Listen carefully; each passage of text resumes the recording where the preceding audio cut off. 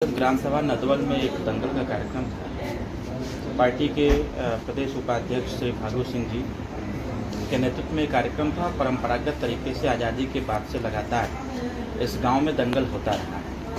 मैं चुनाव के दरमियान जब मैं यहाँ आया था तो लोगों के द्वारा ये बताया गया था और लोगों की इच्छा भी थी कि जब दंगल हो यहाँ तो आप ज़रूर पधारें। तो मैं पहले से वादा किया था कि मैं ज़रूर आऊँगा। आज उसी कड़ी में यहाँ की आम जनमानस जो बहुतायत संख्या में लोग उपस्थित थे, एक ही सांसद से मुलाकात भी हुई और दंगल में दो पहलवानों के हाथ मिलाने का भी अवसर प्राप्त हुआ और एक प्रेरणा लेने का भी अवसर प्राप्त हुआ कि आने वाले समयों में जिस प्रकार से ये कुश्ती और कबड्डी ये तमाम तरह के जो खेल हुआ करते थे ये कहीं न कहीं विलुप्त होते नज़र आ रहे हैं। लेकिन इस धरा ने, इस क्षेत्र ने अगर इस चीज़ को बढ़ावा दे रहा है तो हम जैसे लोगों का ये कर्तव्य बनता है कि इसको और तन्मयता के साथ, तत्परता के साथ इसको और आगे बढ़ाने का भी बंदोबस्त किया। आपने 2,10,000 का पुरस्कार भी दिया है कमेटी को। देखिए, इसको पुरस्कार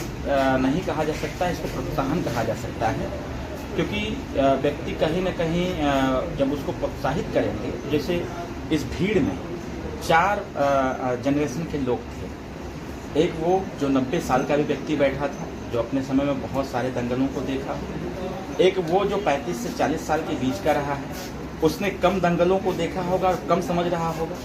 एक वो जो लगभग 18 से 22 साल के बीच का रहा होगा, वो उससे कम समझ रहा होगा।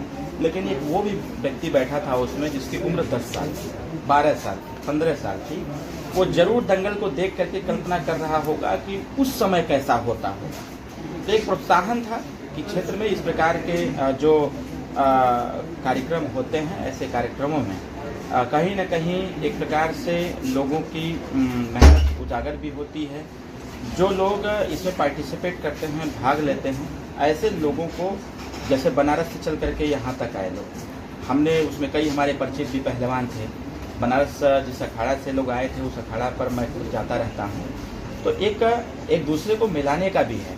और सबसे अच्छी बात यह है कि ये जो एक अखाड़ा है, ये अखाड़ा कहीं दुश्मनी पैदा नहीं करता है। लोग लड़ते जरूर हैं जीतने के लिए, लेकिन लड़ने के बाद आपस में भाईचारा का संदेश भी देते हैं, जो संविधान भी कहता है देश में समता, स्वतंत्रता, बंधुत्व और न्याय होना चाहिए। इससे बहुत सारी चीज़ें, देखिए, कहीं न कहीं सारी चीज़ें एक दूसरे से कनेक्ट हैं। और अगर कनेक्टिविटी को देखा जाए तो क्रिकेट के मैदान में एक दूसरे के विपरीत परिस्थितियां होती हैं, लेकिन जब कोई जीतता है, कोई हारता है, लोग आपस में मिलजुल करते हैं। ये सारी चीज़ें जो कॉन्सेप्ट तैयार किए गए भारतीय संविधान के द्वारा, सब कुछ अच्छा चल रहा है।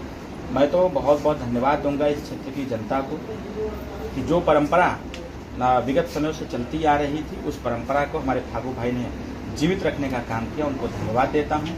और जो भी प्रोत्साहन हमारे द्वारा, माननीय विधायक जी के द्वारा या आम जनमानस के द्वारा प्रोत्साहन के तौर पर दिया गया, वो सिर्फ प्रोत्साहन नहीं है, वो आने वाले समयों के लिए उनका कॉन्फिडेंस लेवल, उनका आत्मविश्वास और बढ़ाने का काम है। खिलाड़ियों की बात की जाए तो जो खिलाड़ी हैं वो सीमित हो जाते हैं यहीं तक, तो जिंदगी भर यही दंगल, मतलब जिले जिले दंगल खेलते हैं। ओलंपिक भी आया, लेकिन उत्तर प्रदेश मात्र 6 प्लेयर गए। तो उत्तर प्रदेश के खिलाड़ियों के लिए आप क्या कहेंगे और उनमें क्या, मतलब आगे बढ़ाने के लिए क्या करेंगे आप? देखिए, ये आपकी बात सही भी है, और हम जैसे लोग अगर इसके बारे में नहीं सोचेंगे तो फिर कौन सोचेगा।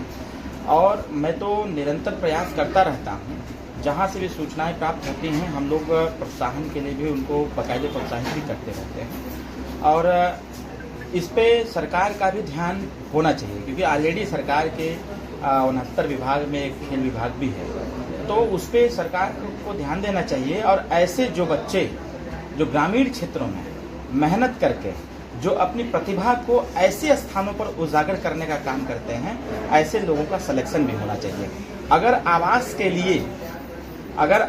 के लिए ऑनलाइन एप्लीकेशन, ऑनलाइन आवेदन होते हैं, प्रमाण पत्र के लिए ऑनलाइन आवेदन होते हैं, तो वैसे ही खेल विभाग ये तय करे, ऐसे जो प्रतिभावान बच्चे हैं, ऐसे लोग भी अपनी प्रतिभा को दिखाने के लिए सरकार के द्वारा, जैसा अभी खेलो इंडिया का एक चला था पिछले साल, बहुत सारे जो कार्यक्रम चला था खेलो इंडिया का, उस प्रकार से ऐसे खेल का आयोजन करना चाहिए अलग अलग तरीके से, जिससे कि उसमें जो प्रतिभावान बच्चे हैं वो निकल कर सामने आवें और सरकार उनको प्रोत्साहन दे और प्रोत्साहन के साथ साथ उनको अवसर दे। क्या कारण है कि आपने मतलब आपकी पार्टी का सिंबल चेंज हो गया है? आखिर क्या वजह पड़ गई कि आपने सिंबल ही चेंज करना पड़ गया? देखिए, टेक्निकल चीज़ें हैं, जैसे कि लंबे समय से हम लोग चुनाव निशान छड़ी पर हमेशा चुनाव लड़ते आए हैं, लेकिन अभी जैसे यहाँ से मैं चुनाव लड़ा, लगभग 80,000 वोट बेवजह हाकी को चला। तो कहीं न कहीं ये सिर्फ इस बार का मसला नहीं है।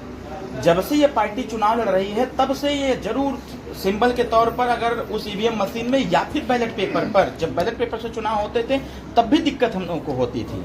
तो जरूर वो हाकी को ही छड़ी मान करके, जो पढ़े लिखे मतदाता नहीं है, जागरूक मतदाता नहीं है, जो मतलब सिंबल एक से दूसरे सिंबल में तर्क या समझ नहीं पाते हैं, ऐसे लोग जाकर उस पर मोहर मार देते थे, बटन दबा दिए। उसी का परिणाम रहा। जब हम लोगों ने समीक्षा किया तो जैसे यहाँ 80,000 वोट मिला, जब हम लोगों ने समीक्षा किया और पूर्व के चुनाव का आकलन किया तो ये पाया गया कि 8,000 10,000 वोट अमूमन ये पड़ ही जाता है। तो इसीलिए हम लोगों ने एक और कॉन्सेप्ट दिया। अभी 12 तारीख को पार्टी का प्रदेश अधिवेशन था, पार्टी का कार्यक्रम था, राष्ट्रीय अध्यक्ष का चयन हुआ, मेरा भी चयन हुआ, बहुत सारे मंत्री जी के प्रतिनिधि भी बनाए गए, जिलाध्यक्षों की घोषणा हुई, संगठन का विस्तार हुआ। अभी 21 और 22 तारीख को मुंबई में पार्टी का राष्ट्रीय अधिवेशन है। इसलिए मुंबई में रखा गया है क्योंकि सुहेलदेव भारतीय समाज पार्टी 9 स्टेट में पार्टी को चलाती है। हर जगह से कार्यकर्ताओं से जब पूछा गया तो उनका कहना यह था, और हम लोगों का तर्क यही था कि समाज में व्याप्त कुरीतियां, समाज में जो अशिक्षा थी, कहीं एक रूपता नहीं थी, जो तमाम गरीबों को सताए जाते थे, कहीं न कहीं 21 साल के मेहनत में चुनाव निशान छड़ी का सहारा लेकर के हम लोगों ने सबको जागरूक किया।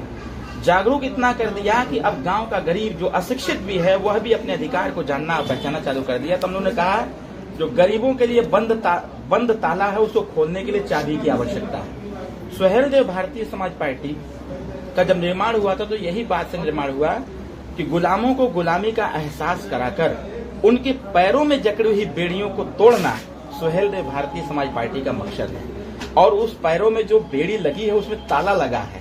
अब हमको चाबी की आवश्यकता थी, हमने चाबी लिया और उसी चाबी से हर दरवाजे खोलेंगे।